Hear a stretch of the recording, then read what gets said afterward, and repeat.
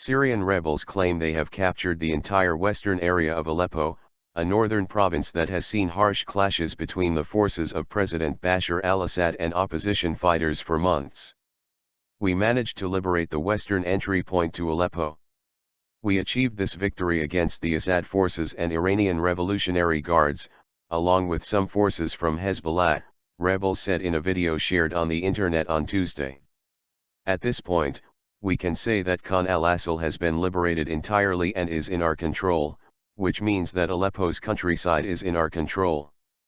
Al-Assal was the last regime bastion in the western part of Aleppo province, which lies on the Turkish border, said the Syrian Observatory for Human Rights, a UK-based NGO monitoring developments in Syria through intelligence from activists in the country. The rebels also seized the villages of Abada and Hajira, southeast of Aleppo city on Monday, the group said.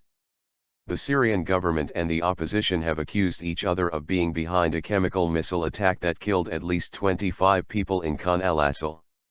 On Tuesday, Robert Sari, a UN envoy on the Middle East peace process, said that his organization had been told of 13 alleged chemical weapons attacks in Syria. The allegations came as the head of a UN investigation into the use of chemical arms in Syria, Axel Strom, and the UN disarmament chief, Angela Kane, arrived in Syria. The two officials were expected to go to Damascus on Wednesday to start talks with Assad's government on securing access to sites in Syria where the arms are said to have been used. Prison deal.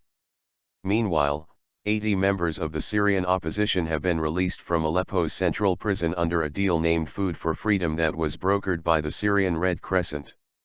Aleppo prisoner deal marks rare goodwill act.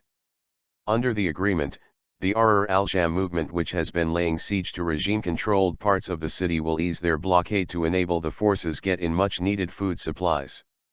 The release of the prisoners and the deal behind it is seen as a rare gesture of goodwill between the regime and its opponents.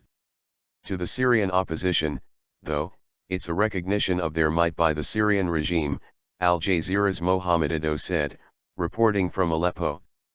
The conflict in Syria, which erupted more than 2 years ago, has left almost 100,000 people killed, according to UN figures.